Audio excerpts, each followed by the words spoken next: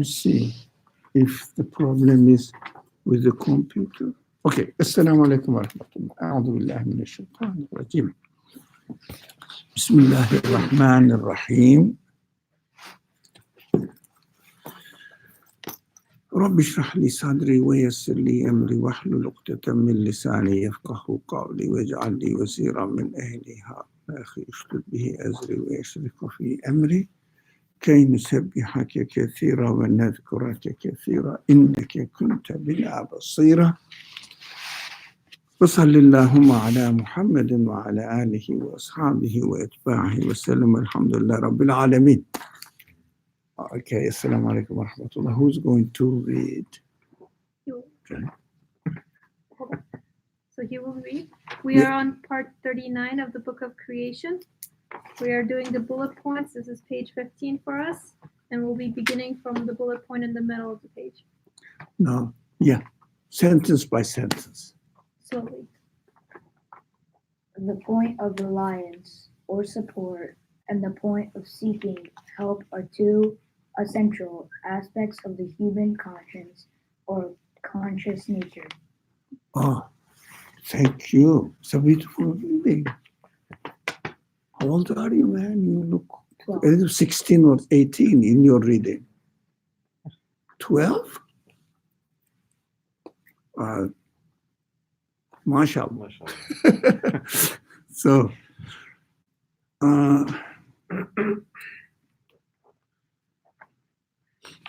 of course, we studied, do you remember to study the point of reliance and point of seeking help before? Are two essential aspects of the human conscience. Why human conscience here?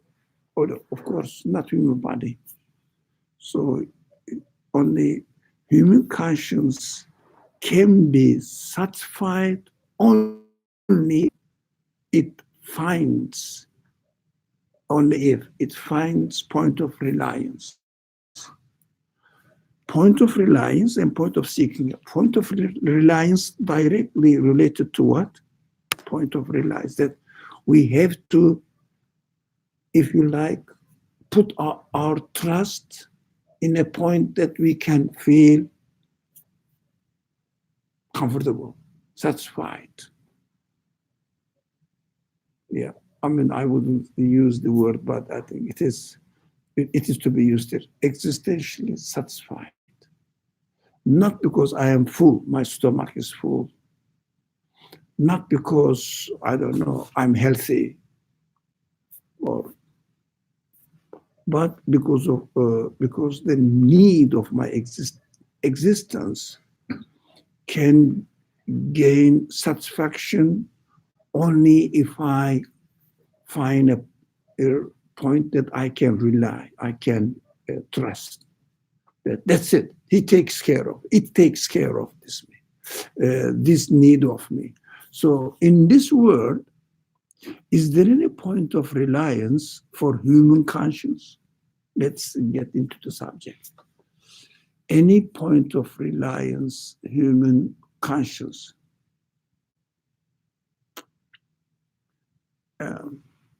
It is, I was going to say, we can make it easy.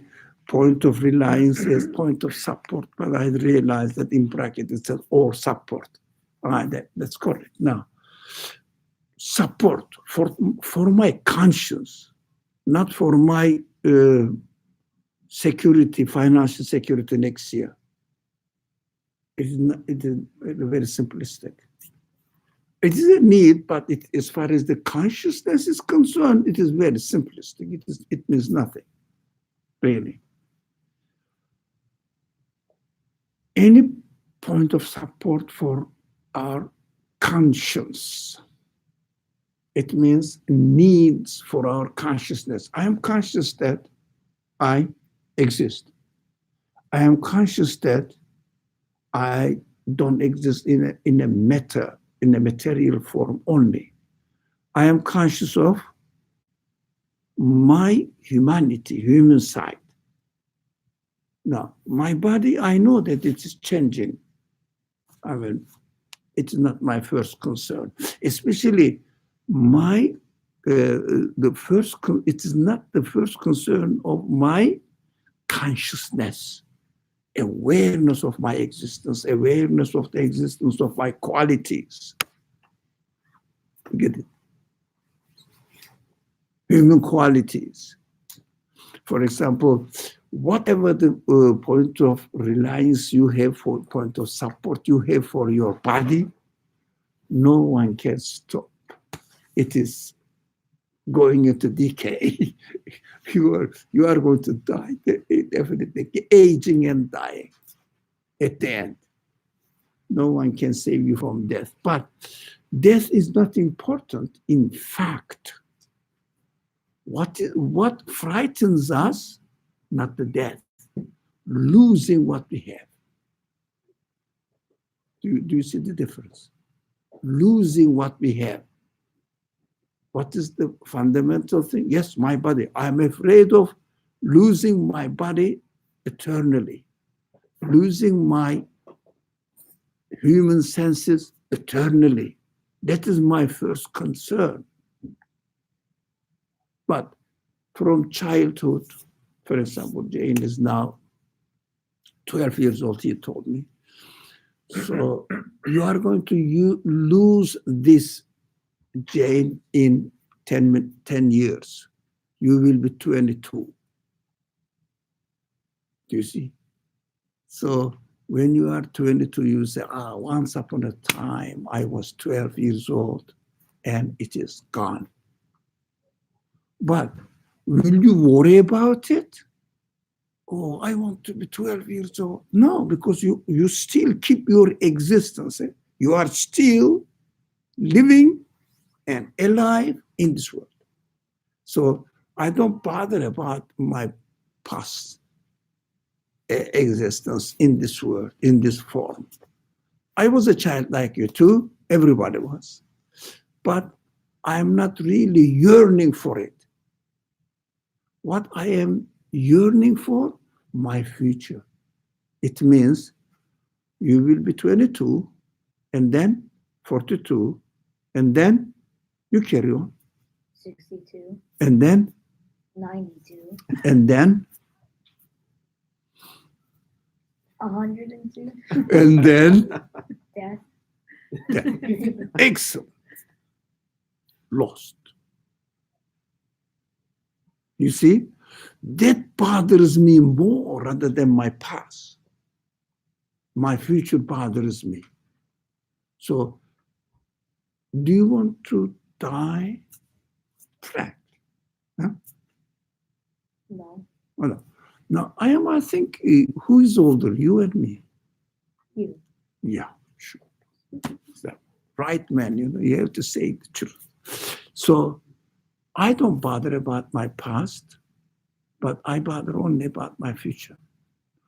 But because of the long distance between you, or not only Jane, you are in our category, somebody else. I'm joking out. So maybe the guy over there. You are young. Yeah, so do you bother about your past or do you bother about your future? Future existence. So past gone, you were a baby, it's not there anymore, right? And you were a young guy, it is not there. I think you are still in between, mixed young and middle age. Okay, are you happy as you are now? Because you exist, not because of your age. Yeah, you are not really suffering from many things, from the loss of some of your human qualities. The main concern is, for example, I am bothered about my lungs, my heart, and some other things as well, blood circulation, but they don't really bother me a lot as long as it is manageable, as the moment it is, alhamdulillah, I thank God. But what really bothers me, in fact, what my future will be. Not that I'm going to get old and maybe no one takes care of me. I'm an old guy. I wouldn't be able to, for example, walk at all. This maybe, but afterwards, as James said, death. What am I doing? Where am I going? What's happening to me? You see what I mean? Consciousness doesn't bother about human body. Consciousness bothers about being real, your existence, your being. No one wants to lose his being. Because the fear of death is not because I'm going to die. Fear of death, thinking that when I die, I will lose my existence. That's why consciousness bothers it. Those people who don't listen to their consciousness, they say, okay, I enjoyed my life. I die, it doesn't matter. But their consciousness wants not to lose. Yeah. Their consciousness wants not to lose. Do you understand? Their existence. But the body is not important. That's why, it doesn't mean that we shouldn't take care of our body. Don't take it. As far as consciousness side of human beings are concerned, we are talking about consciousness, about being, existence. One is being. I don't want to lose myself. For example, if you are asked to go out of your house and live in another place, do you bother? Okay, it is some sort of trouble, but after a while, you get settled down there and continue. As long as you exist, you don't bother. As long as you exist and you are comfortable and secure in your existence, you don't bother. But why people bother about their future? Because they think they are going to lose their existence. But you lose their existence includes what? His being, his life, his human qualities. Continue. All the human senses. For example, do you want to lose your memory? No. Do you want to lose your sight that you see? No. Do you want to use your senses, emotions, taste, for example? No. Not because I don't want to be blind. No. I don't want to lose this value in me. So we don't want to lose anything which exists and I experience in this world. That's why we need to look to have a point of satisfaction to make me feel comfortable in my being as I am, to make me feel comfortable. Not only, for example, that we don't want to lose our feelings, our emotions, our human capacity, we don't want to lose the opportunity to experience these feelings through immaterial connections, right? Do you understand? No, material connections. For example, yes, you are not eating anything now. Okay, very exceptional for an American person's culture without eating or drinking. 1 hour is impossible, I think. They have to have something. Is it right or wrong?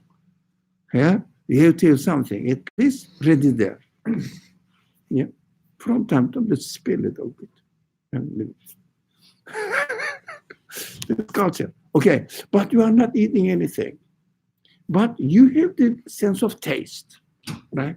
Are you practicing it?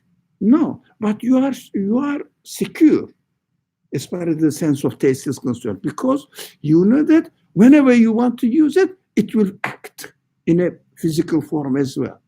So that is why we need to sustain our material existence as well, body existence as well, in a material form, so that I can communicate with.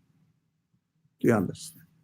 So I need a point of support which will keep my human side plus my body too. Who can do that? Can the world forget about you securing my human side? Forget about it. Can anything in the world keep my body, even material thing? Existence of my body? But I need everything. Where can I find it? Is there anything that, maybe one day the universe will change the position. I will be in another galaxy. For example, I'm just, how to say, scientific fiction like. I will be in another galaxy, and there I will eternally exist. Is there any possibility in another galaxy that we can eternally exist? Possibility, so that we should see some signs that these galaxies are constant in their existence, although our galaxy is transient. This is what I mean. Is there anyone who is expert in the subject saying that, look, I found a galaxy or a star or anything, any planet, anything which is not transient, which is not changing. I see in the movies sometimes. So in the movies, They put in hope. movies. That's what that is the sign of human expectations, satisfaction of one's conscience, that eternal life is in this. At least, I don't need a galaxy, but I need maybe a planet. Well, they say Earth is the most fitting planet for human life. And here we die. In Earth, we die. It is the most fitting planet, as far as the experts in the subject tell us. What shall we do? Do you? Yeah. I guess like as the starting point, the point of reliance or support, by definition, for anything to be the point of reliance or support, it must not be subject to change. Yeah. By definition. One definition. So I was just thinking of like an analogy in my head to make it a little bit easier to understand. If I think of myself as like a boat in the middle of the ocean, so I am subject to the waves, to the weather condition, to everything around me. But a point of reliance would be such a thing where I can somehow connect myself to it like an anchor or something else to attach myself to it, so that no matter what type of weather condition or waves or forecast, whatever the condition is, I will still know where I am in relation to everything that's happening, I guess. So now connecting, using this analogy, when I look at the universe, as an initial step, I know that everything, myself included, as James was saying, it's going through this continuous process of change leading to death. So everything is subject to change, eventually going to decay. Or not eventually, everything is decaying, rather, in one form or another. So the initial step would be like, through negation, I can kind of X out the universe from somehow being any sort of point of reliance. And I would say that's correct, but everything is subject to change, but my human expectations are not. They don't change. Whether I am 12 years old or 120 years old, my human expectations don't change. It means I want permanent, satisfactory, pleasures life, existence, and life, and practice. I exist, but I don't practice. I sleep, but I exist. What shall I do with it? Yeah, while you are sleeping, you are not aware of it. But when you come back to your senses, you say, "I don't want to live as in a sleeping position forever." No, just to rest, we need it. Just to rest. That's how we are made. So human expectations never change. I want eternal satisfaction. Finish. Who can? So universe, as you said, universe fails to satisfy this. Where shall I find it? So there's only one way of doing it, one way of finding it. What is that way? Go to out of universe. I cannot think of out of universe. It is unimaginable. Anything out of universe doesn't exist for me. So what do you mean by out of universe? I know what you mean, but it's not the right way of putting it to me. So there is a practical solution for it. Can you think about it? Concentrate on the source of existence of this expectation. Where did I get it? Everybody has it. Where did I get it? None of us here want to commit suicide and disappear from, as we think, existence, but in fact, disappear from this type of creation. But appears to be, I don't exist anymore, I'm dead. No.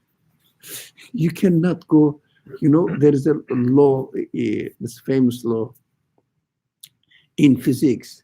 You cannot bring anything into existence here, add anything into existence to the universe. No one can. Whatever exists, that's it. No one can add one atom to the existence of the universe. No one can also send into annihilation from what has already been in the universe. You see what I mean? You cannot make non-existent within the universe what already exists. Yeah, you can change the positions within a limited field, but you cannot add anything or extract anything from the universe. You can change the position. That is different, but it's still the same. Everything is transformed. Nothing comes to existence or disappear, but everything is No, transformation. nothing comes into existence. I didn't use this language. I know that the physics. materialist people put it in this way. I put it in another way. Nothing, no one can send anything into non-existence. Nothing or no one can add anything into this universe, right?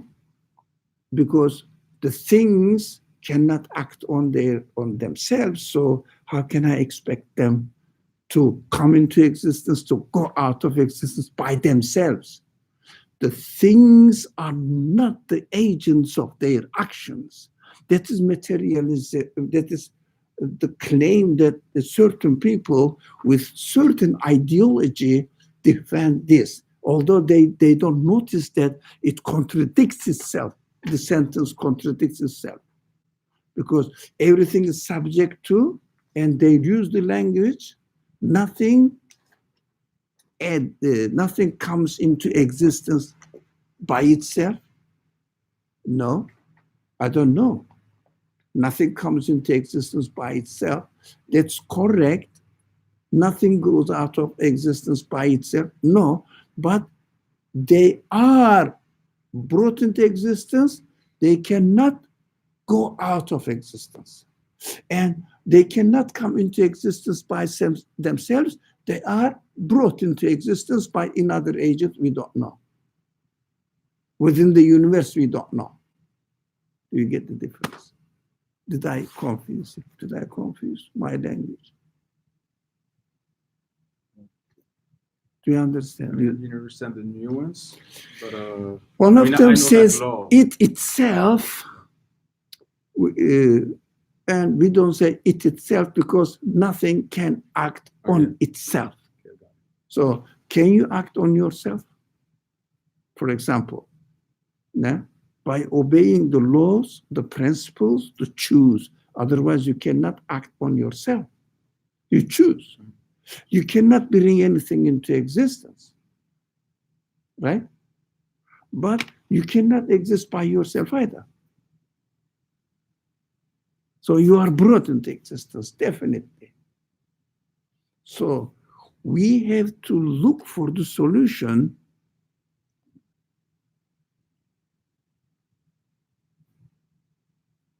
What gave me this sense, the source of existence of this sense of desire for eternal existence must provide the answer. Now it comes back to the point that I have to think about the source of existence of my desire for eternity, right? And I cannot find it in the universe or of the nature of the universe. So there must be something which is the source of existence of my desire, which will be the source of existence of my body, which will be the source of existence of this universe. So necessarily this point, this point of support, point of reliance for our consciousness requires that there must be something which is the source of existence of this universe. So we cannot talk about inside, outside. Now, because we cannot think of outside. So we know that, I mean, it is, mathematically they use the word zero. Yeah, zero in mathematical terms. But in fact, we cannot prove the existence of zero. Do you see what I mean? There's something interesting. We cannot prove the existence of zero. Zero represents something doesn't exist. So if something doesn't exist, how can I prove the existence of it? It doesn't exist. Or non-existence for that matter. Because, well, I cannot talk about it.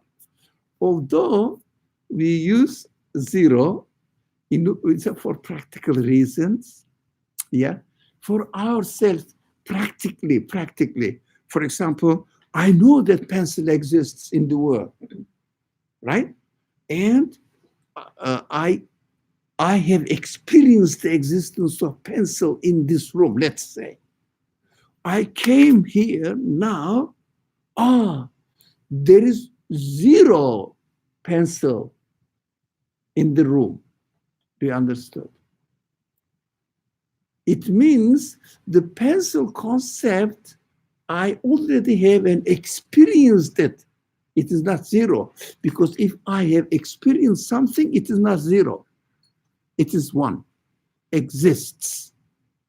Different form, right? Sorry? It exists in your brain means different form of existence. But you have experienced it. You have, it is not imaginary. You have experienced it. If you did not experience something, you cannot imagine either. Okay?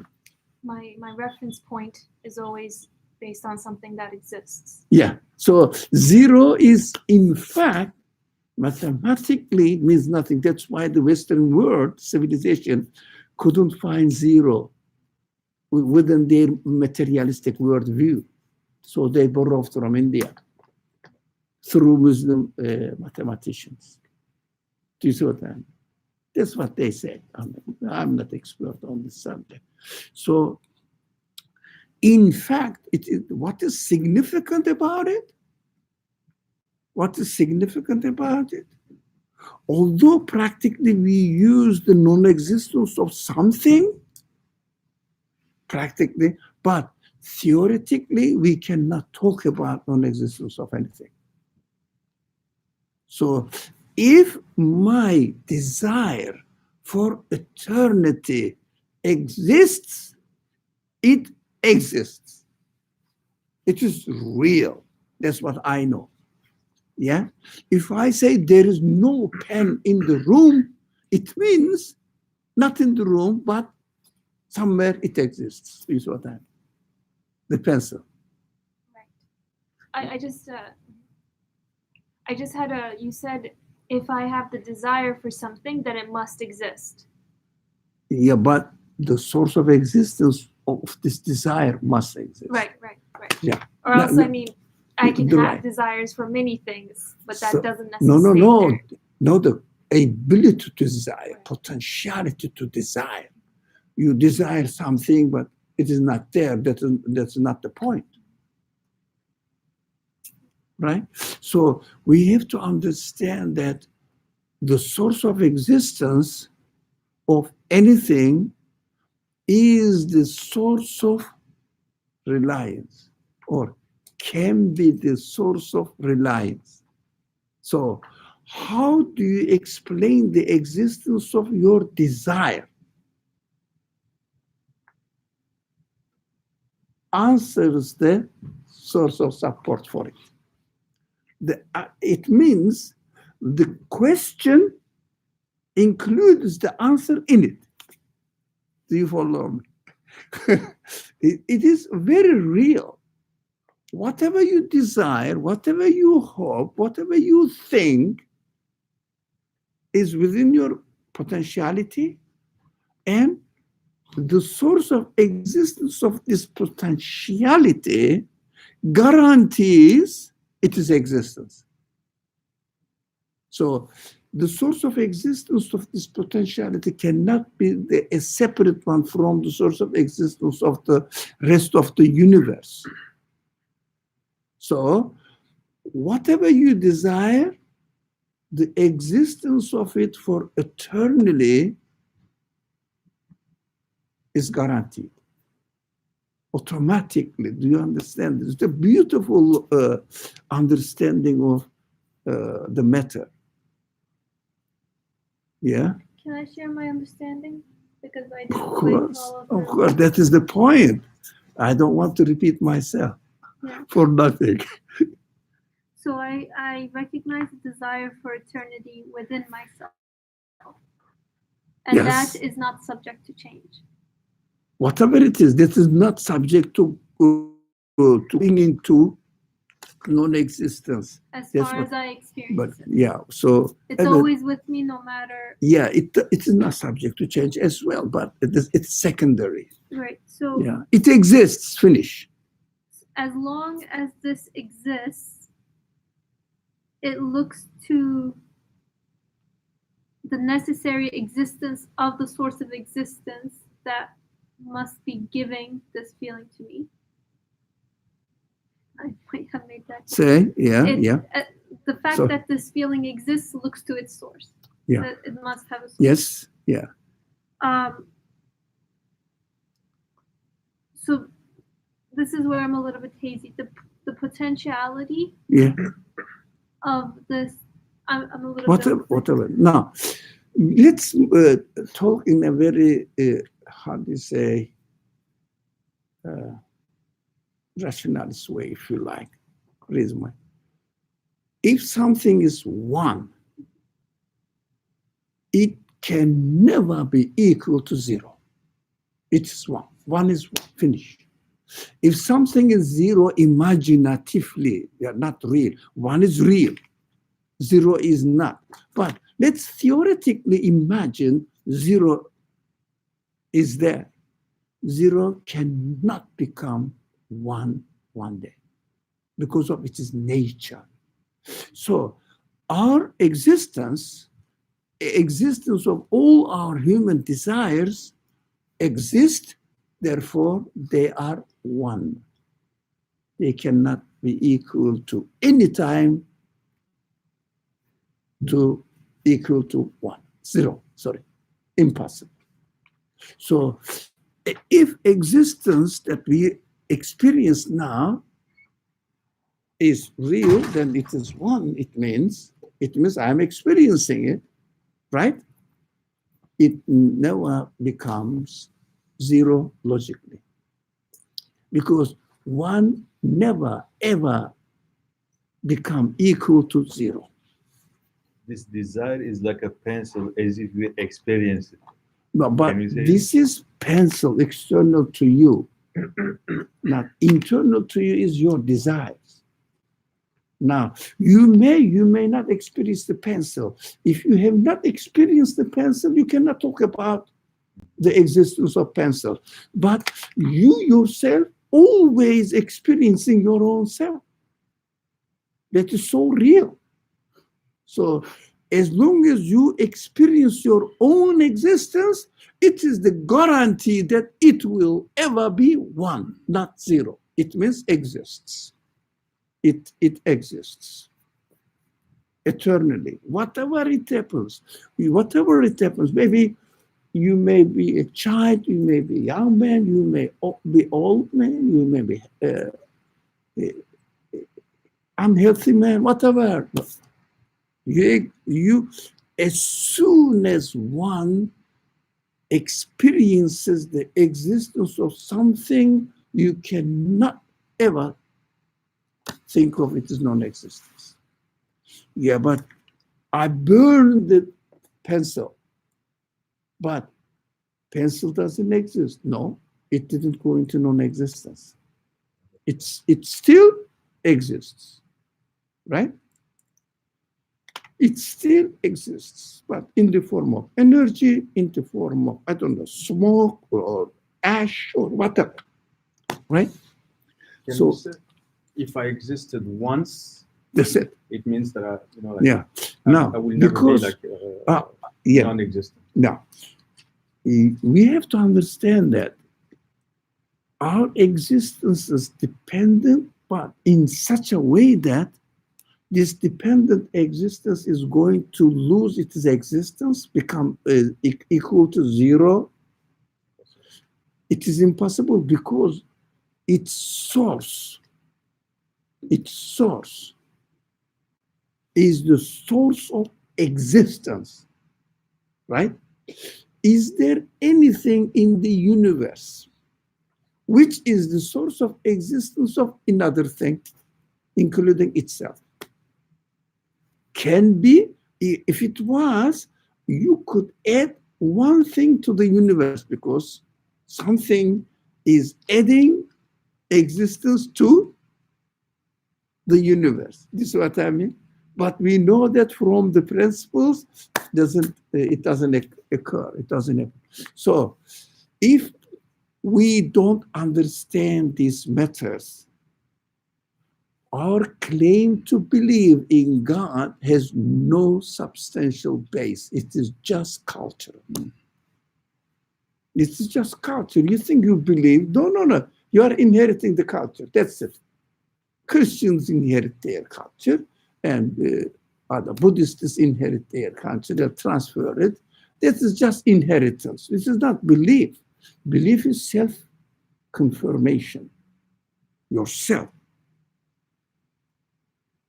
So you have to have a substantial reason why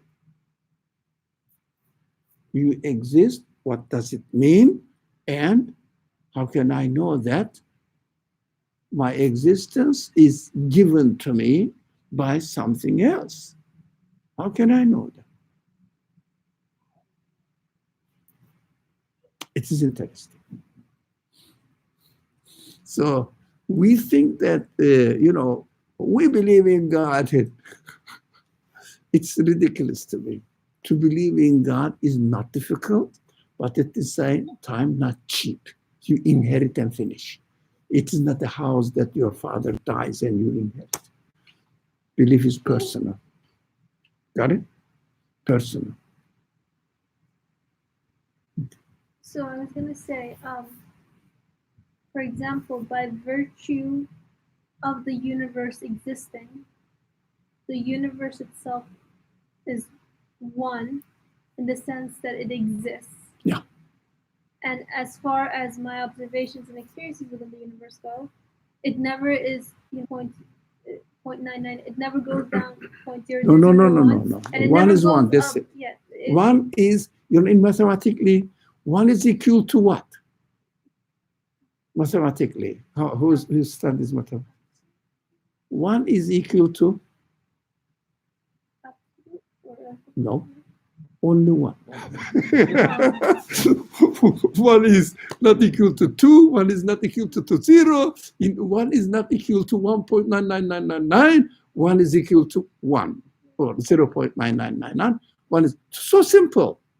Logically, you don't have to be a mathematician. I'm not a mathematician at all. I don't have the knowledge of even high school level of mathematics. But we are made of logic, that you can use your logic. This is what mathematics is all about, logic. So it doesn't need a profession, by the way. Just use your logic. Don't be lazy. Don't say that I am a Muslim or I am a Christian, I am saved. It doesn't save you. Claims don't save you. If you claim that I am the richest man, do you think you become a rich man? It's ridiculous. If you say that I am a believer, what confirmation? Example. Huh? That confirmation makes you a believer. Otherwise, you just claim to be a, I don't know, happiest man in the world or the richest man in the world. And you can claim everything. Talib? Correct. You can claim everything. But this claim doesn't work for religion, doesn't work for belief either. No. Belief is a very, very essential matter. But it is not difficult. But because we take it so cheap, so simple. I was born into a Muslim family, so I'm a Muslim. So we believe. So then I turns into we believe. Is that the trick? We believe. We Muslims believe. Do you? I confirm it. How? What is your evidence? No evidence. So cheap, man. We are so cheap as far as belief is concerned. That's why I don't see many people studying belief. They just repeat. We believe in the hereafter. There will be paradise. There will be hell. What do you mean? Oh, the Quran describes it. It is, I wouldn't say it's simple, but it is very stupid to say this. Okay, any other comment on this point of support? So I was going to say, by virtue of existing, it is one. And within the universe is also my desire for existing.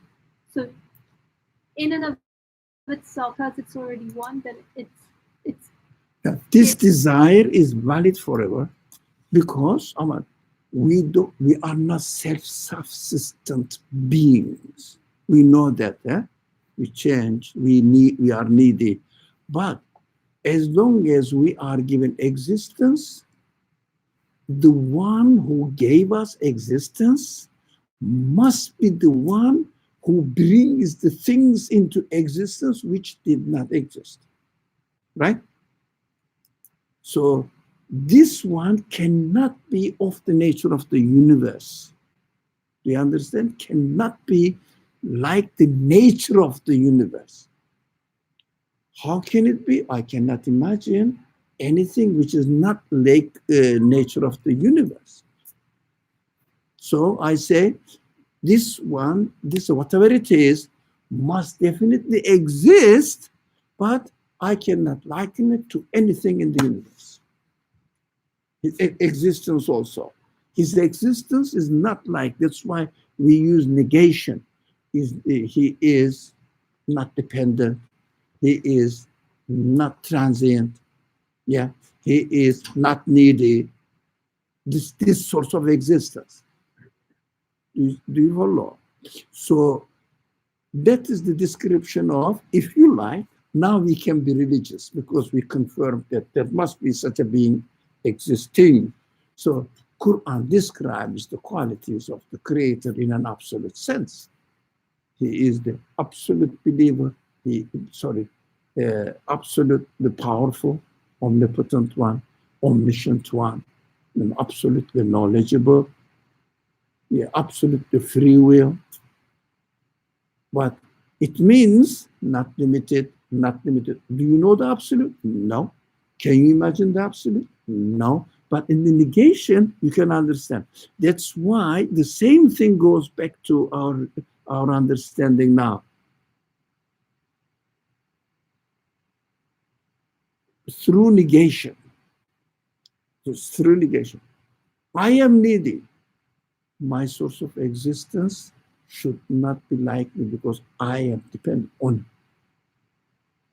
Right? So he shouldn't be needy. No? This is negation. So I have been given this sense of eternity. Yeah. So the one who gave us this sense of eternity must be the source of existence of it. That's why if someone is a very simplistic language asks you, how do you know that God is the creator? Have you seen him creating? It's the most idiot question. Do you understand why it is? Because I know that there must be a creator, just because I am created. Yeah. I am given existence. That is why there must be an existence giver. Got it? There must be an existence giver. Why? How did you come to this conclusion? Because I am given existence. It's very simple. I am transient. I am transient. So, my source of existence should not be transient, permanent. Got it? Can we say at the moment, if the Creator created me, created my existence, even Him cannot take it away because I already existed. Oh no, you cannot speculate about the source of existence. Any language used for the source of existence is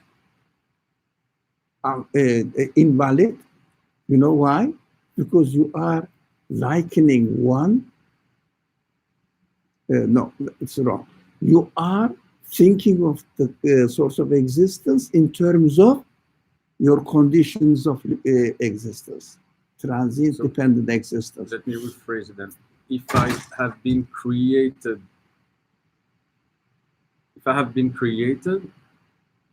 I think that you mean status if of I was existence, created. Or if I am created, or if I was created. Since I was created, because I need the creation. For example, Nothing you know can- that you need your eye, you need your brain, but they exist, okay? Since I was If I'm created, then I exist. No one has the power to erase it. but in the universe, no one is a part. You can speculate about the creator only by negating the conditions of this world. Don't miss saying that, look, How do you know God is eternal? Because the universe is transient in its nature, continuously being subject to change. Its source must be not transient. Universe is needy to be given existence. Its source must be not needy to be given existence. Do you see what I mean? Universe changes and takes another shape, another form of existence. Yeah, within the set conditions of this universe. So the source of existence of this universe cannot change and take into take and form or the different form. Sorry, cannot. I can say he must be the one who doesn't take it because he's the source of existence, not the part of existence. So most of the time, people fall into this contradictory logic while they are reasoning about universe, reasoning about the qualities of the universe. They jump into talking about the nature of the source of the universe. But these concepts that we start talking about the nature of the source of the existence of the universe, we use the language which is valid for the universe, within the universe. Yeah. So you cannot talk with the same language about the source of existence of the universe as we use it within the universe. So any question, any concern saying that even God, no, God concept finished, stop. Whatever follows. Because you cannot imagine, I cannot imagine absolute. But what I know, definitely such a being must exist. Got it? Definitely such a being must exist, but nature of it, I cannot describe it because I can describe everything within the conditions of this universe. Simple. Another question. Is there any difference between the point of reliance and the point of seeking help? No, supporting each other. Yeah, they are relations. When there is a relation, for example, if you are absolutely sure that your point of support guarantees your existence, what do you want? Yeah, I want to exist, but I want to exist like in my young age. So this source of existence gave me the experience of the young age and desire to remain as young. My point of seeking help, what did you say? Seeking help, yes. He can give me, as he gave my young age, he can give me my young age at old age. For example, in my experience, I experienced what? Babyhood, I don't want to be a baby. And very young child, not mature. I don't want to be not conscious of really what my feelings are about. But young age, I'm conscious, fully conscious of my feelings. And as you get older and older, you start losing your hope. I think something I'm going to lose, I'm losing.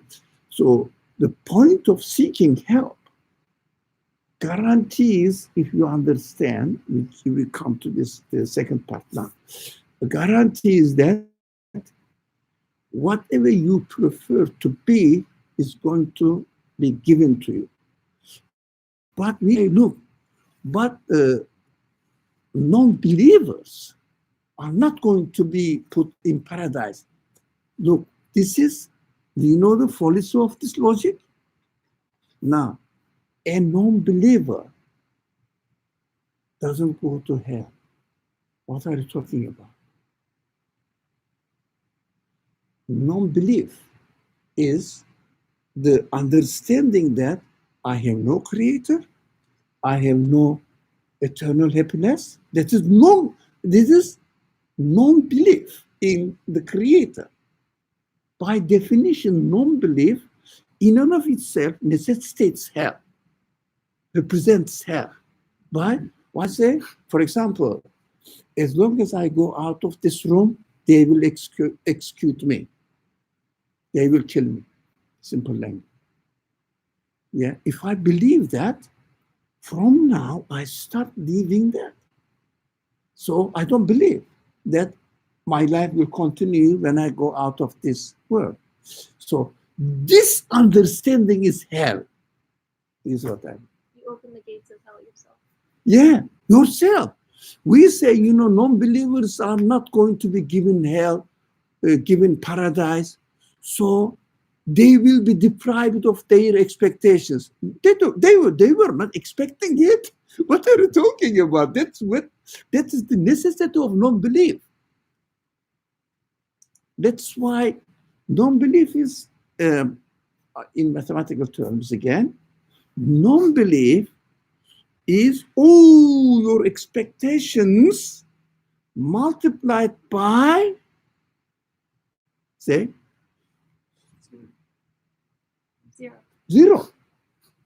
Whatever the expectation, how rich it is, how big the number is, multiplied by 0 means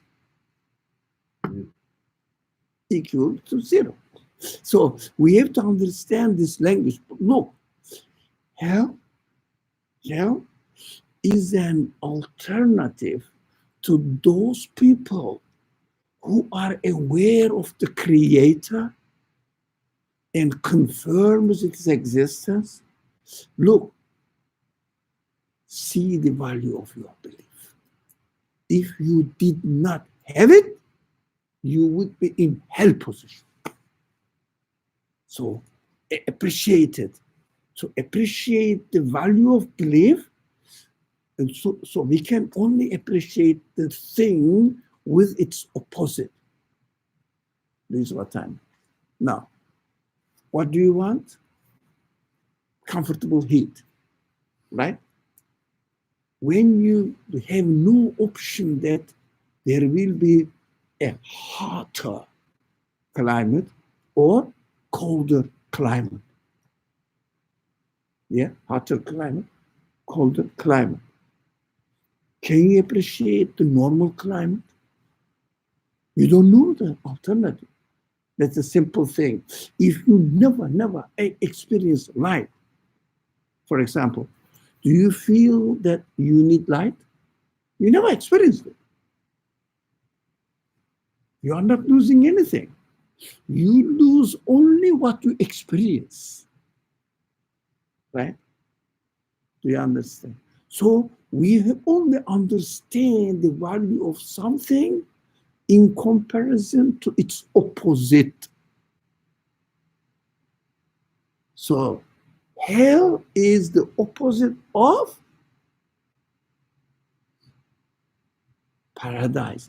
In order to understand the value of paradise, understand. So if someone doesn't believe in God, that's unbelief. He doesn't expect to live after death, right? And while he is living until he dies, he lives in hell. That's why he educates himself within the conditions of this hell, and the Creator promises that you will be treated if you expect of me. Yeah, that's hell. That's why the result will be hell. That's what the Quran describes hell. No one knows what hell is. No one knows what paradise is. But we know theoretically that I want a condition of existence which is only pleasure. So that's what you experience. So this feeling exists. So the creator of this feeling is showing you that he is going to give you. If you say, my creator doesn't put me in hell. Yeah. Why? How? Because I accept him, I accept his authority, and I live by him. My creator. I live by him. So this one, by definition, is not going to deprive me of this pleasure, because I'm experiencing it here, demonstrating that my creator is giving me these life conditions, understanding capacity, demonstrating that I am going to be treated accordingly. But if I contradict myself, for example, I know that my existence totally depends on him, right? But if I cheat, as if there are some pieces and parts in my existence doesn't depend on him, but depend on me. What does it mean? The full white is becoming broken. Yeah, gray. Slowly. As long as I keep my understanding and the promise of my creator, I am theoretically full in paradise. Now, theoretically, why? I don't know others, but I never experienced fully my life lived by the my belief in God, in the creator. It means everything I have depends on it. I have no power to operate on it according to my own will. That is definition of full belief. That is definition of full paradise. But these are theoretical. No one knows what paradise is. But we know that I can imagine, that imagination is me. There must be an existence where I can fully be satisfied with my existence. That is, in the language of the scriptures, paradise. Just to oppose it is hell. In between doesn't exist. What does it mean? There are no dots independently existing. Only either this point exists or not. So, in fact, either something is 1 or 0. That's it, theoretically. Now, existence in between, let's say 60% exists, 40% doesn't exist. There's no such being in the world. Either exist or not exist. Doesn't exist. Something. Do you understand? It's very simple. So,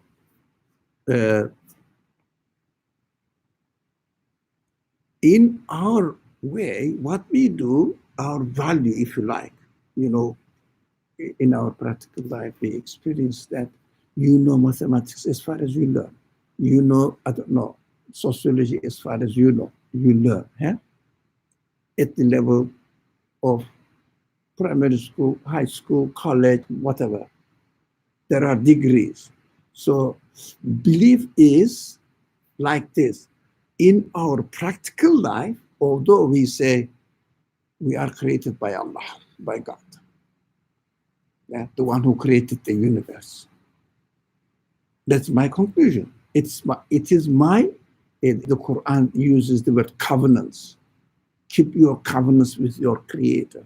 Covenants, all right? Mithaq.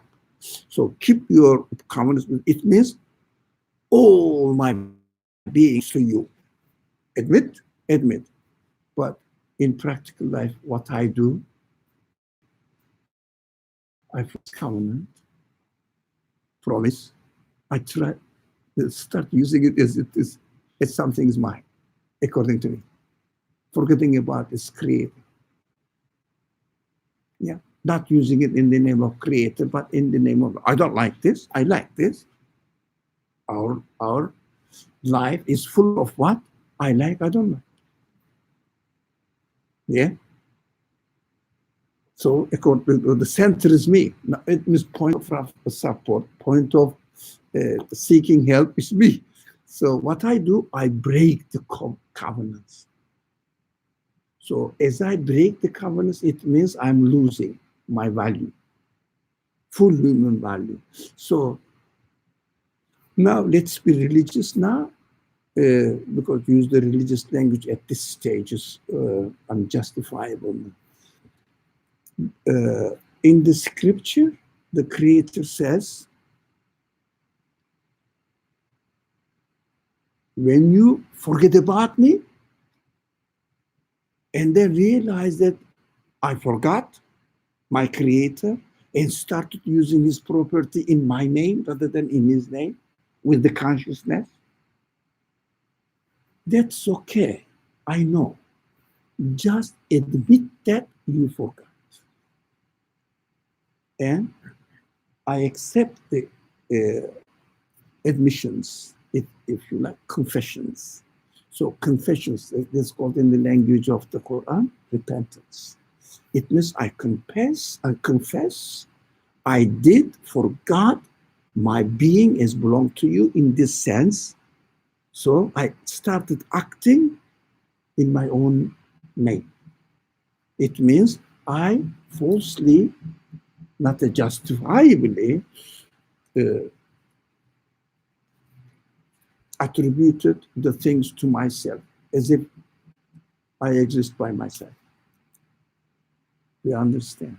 That is what we have to be extremely careful. What is that? Not to forget. You forget, man. I'm not, you don't say that I don't forget. We forget, yes? As soon as we come to our senses, we have to repent, confess. Then it is replaced. This is what I mean. That's all this word tawwab, ghaffar, as the Creator introduced himself into scripture.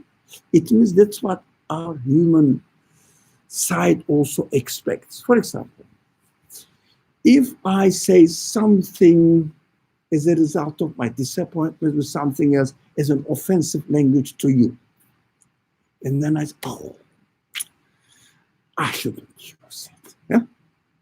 Yeah. Does it happen? No, I shouldn't make this in this way. So what I do, I come to you, please, Tarek, forgive me. I was out of control because I was disappointed with something as I confused and reflected my disappointment on you. Please forgive me. What you do? Forget. Sorry? I forget. That's very human capacity which is given by the Creator to get to know who he is. Right? That's what God says. Look, if you love forgiving people, that sense is given to you by me demonstrating that I love forgiving them. So I say, look, temporary falling is very human. Yeah. Don't be disappointed. Be a consistent man within yourself. That was wrong. I am sorry. I determined not to do it again. Now, how the situation is described in the Quran, it's beautiful. Adam was in paradise. What does it mean? Your potentiality is parasitic potentiality, belongs to paradise. Perfect. The Creator has created you perfect. Ahsan taqwim, which is called in the language of the Quran. Right? Do you follow? And then I forgot and I treated something according to my desire. It means in my name. I like this tree. This is an example. What is the tree? Everything you like, said, I like this, I will do it. Forgetting that egocentric considerations. It means it is owned by me, not by my creator. Then in the scenario of the Quran, Adam was sent on earth. Right. It means you will have experience now, opportunity now on earth. What does it mean? Realize that you have done something wrong. So, as soon as Adam was sent to the earth, what did Adam say in the scenario? What did he say? Rabbana zalamna anfusana wa in lam taghfir. You see the scenario, how it works? So we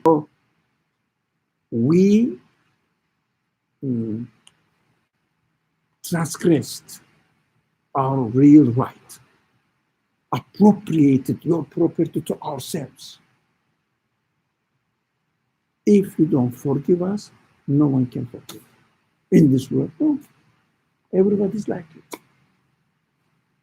Understood? This scenario completes itself, saying that after asking for forgiveness and being resolute about it, you go back to where? You see, you recover. As if something is wrong, something goes wrong in your computer. What do you do completely to recover operation? Go back to original factory settings. Yes? That is what paradise is.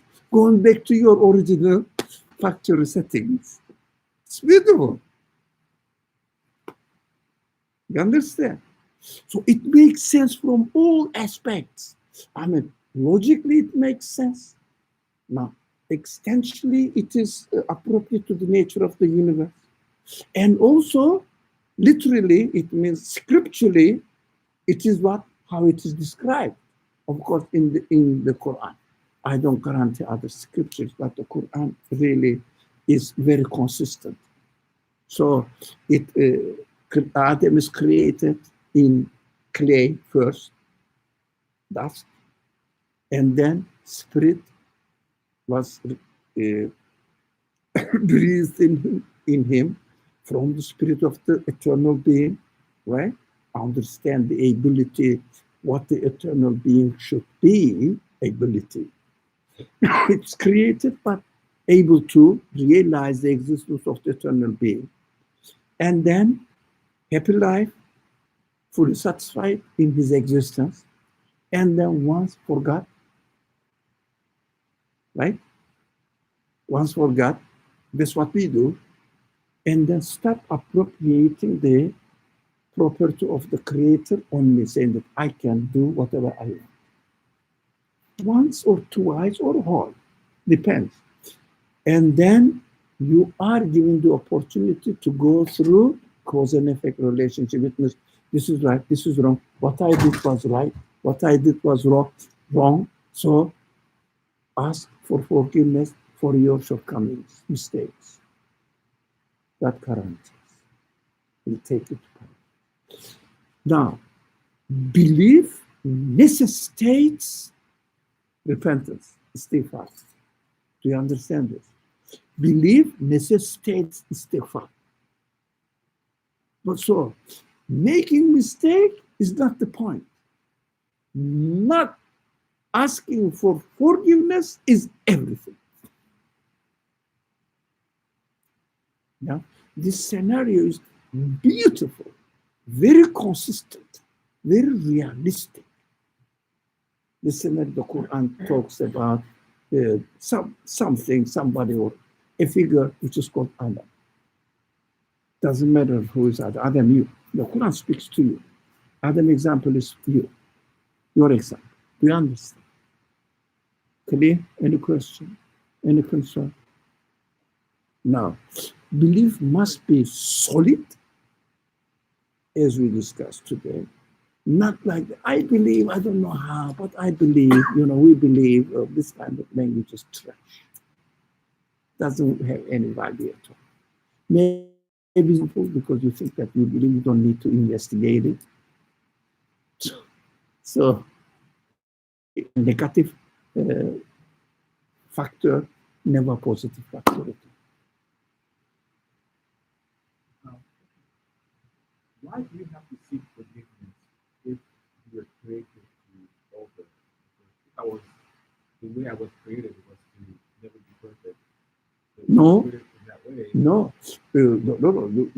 there's a mistake at this stage. I was never perfect. No, you are created. I am created in a perfect way. As a created being, I am perfect. Not as a creator, I am perfect. Okay, continue. But to make this point clear. my human existence, I will falter. You may admit your perfect reality, or you are free to not to submit to it, not to obey by it. So when you make a mistake, that is your choice.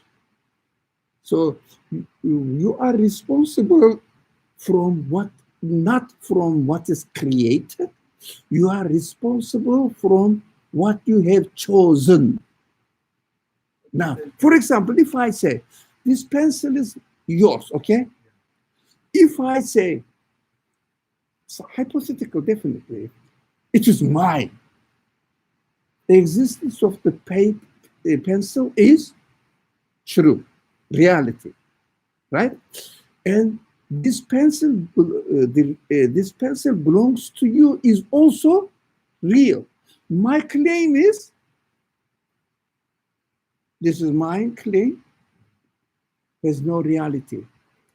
But why am I, some people discuss it, but not everyone, very rare people discuss this. Some people say, why am I responsible for something which is not real? Because of my choice, because of my using the freedom, either confirm the truth or reject the truth. Because I reject the truth. For example, God, in the example of Adam scenario, God created the tree. God created Adam, but we are talking God created in terms of the description of the scripture, right? We don't use in our daily language, but the Quran uses this language. So he said, don't approach it, but he did. Did the existence change? Existence change. This tree belongs to its creator, doesn't belong to Adam. But Adam chose to disobey the ownership of the tree by God. This is because of the choice he is responsible, not because he changed the reality.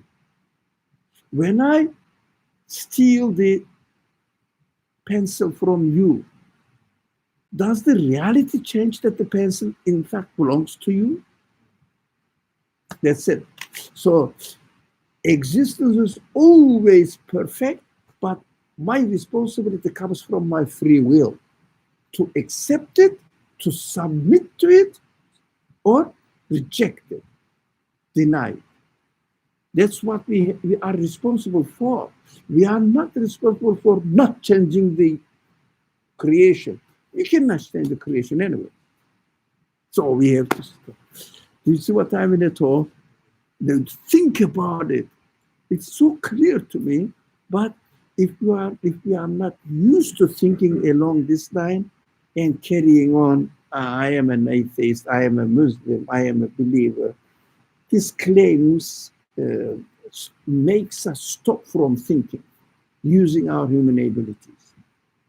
I think I'm still struggling a little bit with the idea that so we're given free will and then we can choose and Free will, yeah. with free will we can choose. Yeah.